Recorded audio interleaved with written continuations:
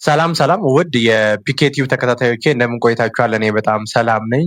አይ ቲንክ ከሁለት ወር ከሶስት ወር በኋላ ነው ይህን ቪዲዮ የምሰራላችሁ። ለሁለት ወር ለሶስት ወር ትንሽ ቢዚ ነበርኩኝ፣ አልተመቸኝም ቪዲዮ ለመስራት። ወደ ዩቲዩብም ቲክቶክም እንዲሁም ፌስቡክ ላይ ራሱ ምንም አይነት ቪዲዮዎችን አልለቀኩም ነበር። አንዳንድ ኔትወርክ የሌለበትን ቦታ ነበርኩ። ስመለስ ራሱ ትንሽ ስላልተመቸኝ ቪዲዮ አልሰራውላችሁም። አሁን ላይ ኖቲፊኬሽን በጣም እየበዛ ያለው የኬንያ እና ኡጋንዳ የሻንጣ ንግድ ላይ ከዱባይ የሻንጣ ንግድ ላይ በምንድን ነው የሚለየው? እና አሁን ላይ ደግሞ የቻይና ዱባይ እንዲሁም አንዳንድ ቦታዎች ላይ የአየር ትኬት መጨመር እንዲሁም ደግሞ በሀገሪቷ ባለው ነባራዊ ሁኔታ ወደ ዱባይ አብዛኛው ዝግ ስለሆነ በረራም ዝግ ስለሆነ ብዙ የሻንጣ ነጋዴዎች ወደ ኬንያ የሚለውን ቪዲዮ እያዩት ይገኛሉ። ኡጋንዳ የሚለውን እያዩት በጣም ብዙ ጥያቄዎች እየጠየቁኝ ነው። አንድ አይነት ነው ወይ የሻንጣ ስራ አሰራሩ? ምንድን ነው የሚለየው? አንድ የሚያደርጋቸው ነገር ምንድን ነው? መስራት እንፈልጋለን።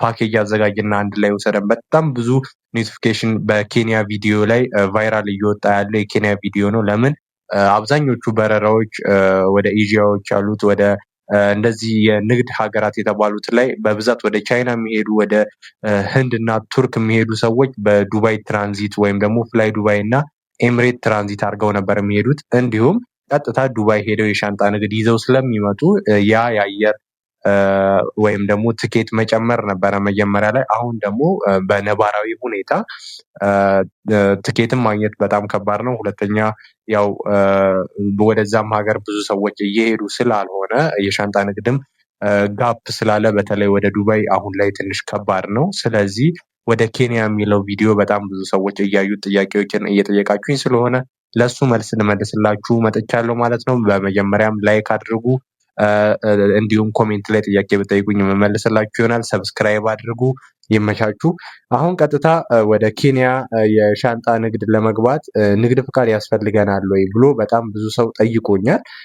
ያ ማለት የኬንያ ለመስራት ንግድ ፍቃድ አያስፈልጋችሁም። ያው ዱባይ እንደምትሰሩት እቃ ገዝታችሁ ወደዚህ ሀገር አምጥታችሁ ማስረከብ ከሆነ ንግድ ፍቃድ አያስፈልጋችሁም።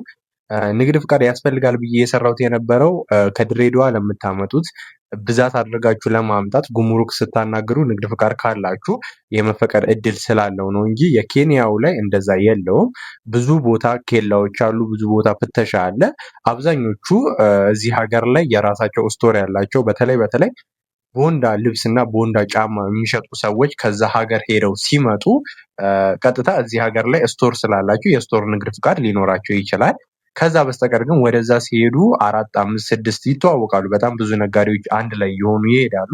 ከዛ ጫማዎችን፣ ልብሶችን በመግዛት በጣም ርካሽ ነው። ከዛ በመግዛት ወደዚህ ሀገር በማምጣት ለማስረከብም ይሆናል፣ በግልም ለመሸጥ ይሆናል። ያው በግል ለሚሸጡት በጣም ያዋጣል። ለማስረከቡ ደግሞ ትንሽ ትርፍ ይዛችሁበት መሸጥ ትችላላችሁ ወይም ደግሞ ማስረከብ ትችላላችሁ ማለት ነው።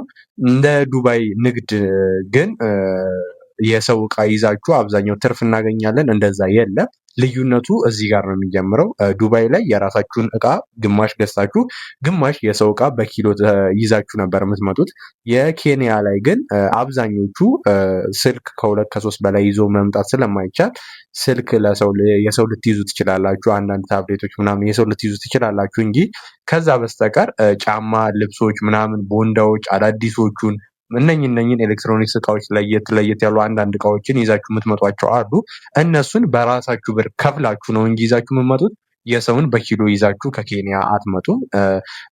ከሞያሌም እንደዛው ይዛችሁ አትመጡም። ሞያሌ ላይ የኬንያ አለች ጋምቦ የምትባል ገበያ አለች። ቪዲዮን ገብታችሁ መመልከት ትችላላችሁ።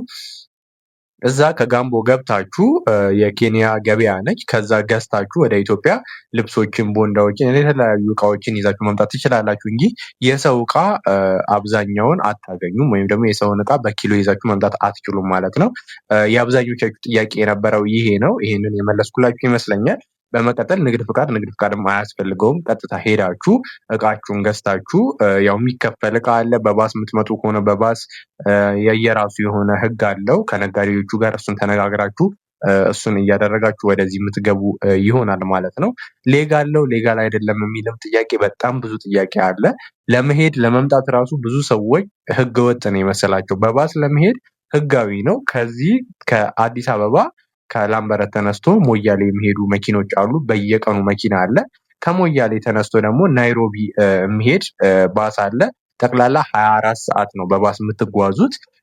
አይ እኔ ከሞያሌ ወይም ደግሞ ኬንያ ድንበር የሞያሌ ድንበር ላይ ዳምቦ የምትባል የኬንያ ገበያ አለ። ከዛ ብቻ ነው የምፈልገው የምትሉ ከሆነ ደግሞ የ12 ሰዓት ጉዞ በመጓዝ ከዛ ሀገር እቃችሁን ገዝታችሁ ወደ ኢትዮጵያ ይዛችሁ መግባት ትችላላችሁ። በጣም ያዋጣል።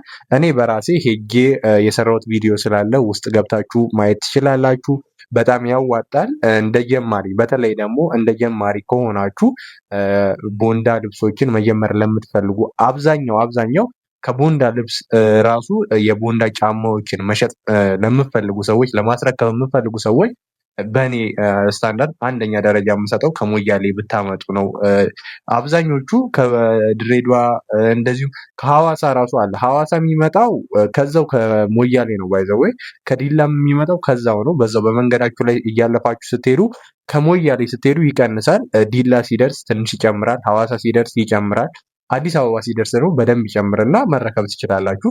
ቀጥታ ግን ከቦታው ሄዳችሁ ስታመጡ ቀጥታ ከሚያስረክበው ዋጋ ስለምታገኙት ያዋጣል። ከድሬዳዋ ለሚለው እሱ ሌላ ቪዲዮ ውስጥ ስላለ እሱን ገብታችሁ መመልከት ትችላላችሁ። ውድ የፒኬቲቪ ተከታታዮቼ በኬንያ ንግድ ላይ ሌላ ጥያቄ ካላችሁ እንደዚሁ ብትጠይቁኝ፣ በተለይ በዚህኛው ቪዲዮ ስር ኮሜንት ላይ ብትጠይቁኝ ቀጣይ የዚህኛውን ቪዲዮ ኮሜንት ስር ያሉትን ጥያቄዎች ብቻ ስለሆነ የምመልስላችሁ። ያኛው በጣም ተደጋጋሚ ጥያቄ ስለሆነ ነው ይሄን ቪዲዮ ለመስራት የተገደድኩት። ውድ የፒኬቲቪ ተከታታዮቼ ቪዲዮ ላይክ አድርጉ፣ በኮሜንት ጥያቄያችሁን መጠየቅ ትችላላችሁ። ሰብሰብ ብለን አንድ ላይ እንሄድ የሚለውንም አስቤበታለሁ። አንድ ጊዜ ደርሰን መተናል። ነገር ግን ያው እንደጠበቅኩት ስላልሆነ ነው ድጋሚም ያላደረኩት። ሌላም ስራ ስላለብኝ ወደዛ ስራ ስላዘነበልኩ ነው ማለት ነው። ውድ የፒኬቲቪ ተከታታዮቼ ላይክ አድርጉ፣ ሰብስክራይብ አድርጉ። ይመቻችሁ። ጥያቄያችሁን በኮሜንት ጠይቁኝ።